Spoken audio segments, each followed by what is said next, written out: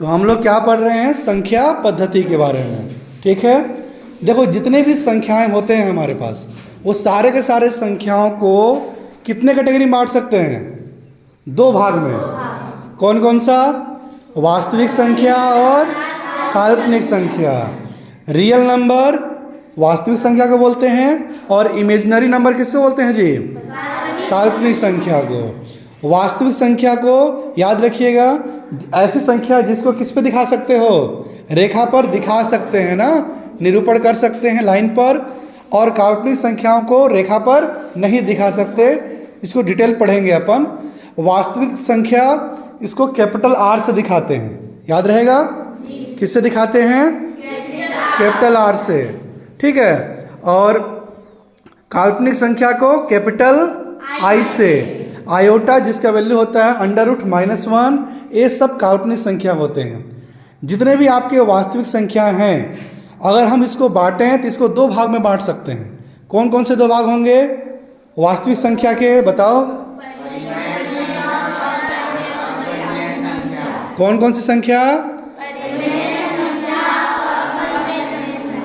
परिमेय संख्या और ये जो परिमेय संख्या है, एक कौन सी संख्या होते हैं? इसको कैपिटल क्यू से दिखाते हैं, याद रहेगा? किससे दिखाते हैं? कैपिटल क्यू से। देखो जितने भी संख्याएं हैं जिसको P/Q के फॉर्म में लिख सकते हैं। P/Q मतलब अंश बटा हर के फॉर्म में। जैसे 1/2 परिमेय संख्या है कि नहीं है? 4/5 परिमेय संख्या है। 10/15 परिमेय संख्या है।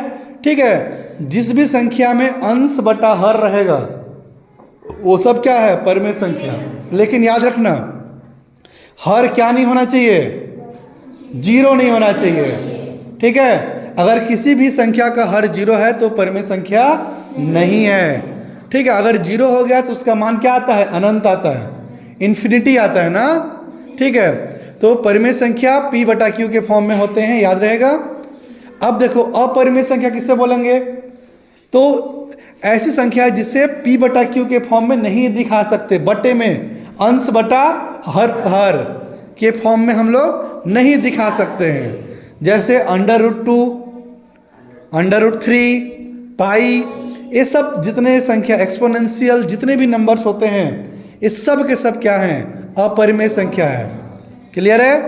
ठीक है, अब जितने भी तुम्हारे परिमेय संख्या होते हैं, इसको हम लोग दो कैटेगरी में बांट सकते हैं। कौन कौन सा?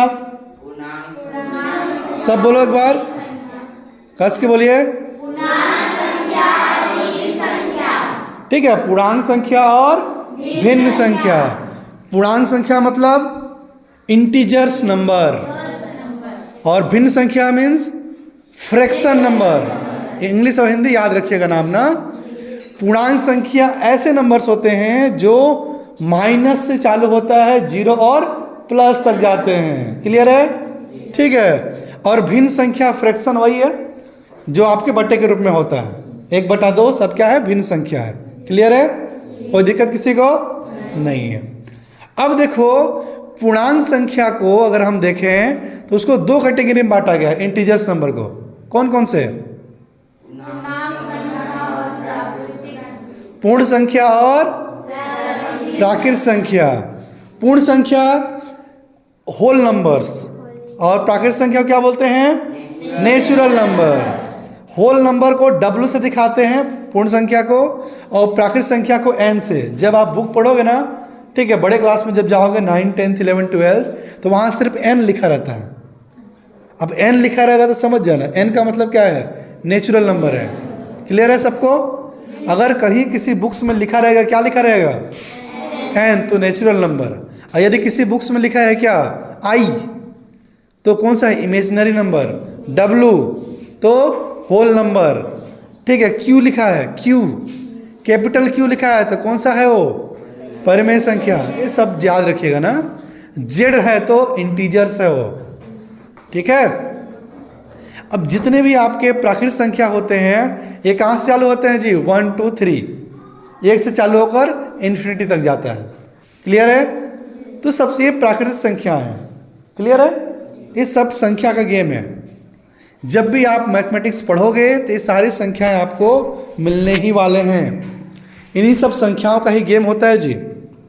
ठीक है। अच्छा, अगर इसमें पूछा जाए सबसे छोटा प्राकृत संख्या कौन सा है, कोई बता पाएगा? प्राकृत संख्या में सबसे छोटा जो सबसे शुरू से स्टार्ट हुआ हो तो कौन सा हो सकता है? गैस करिए। 1 होगा। ठीक है सर, 1 ही से चालू हुआ है ना।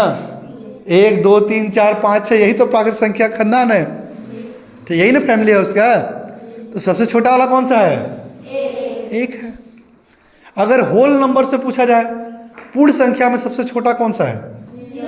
कौन सा है? 0 है। याद रहेगा? कोई दिक्कत किसी को?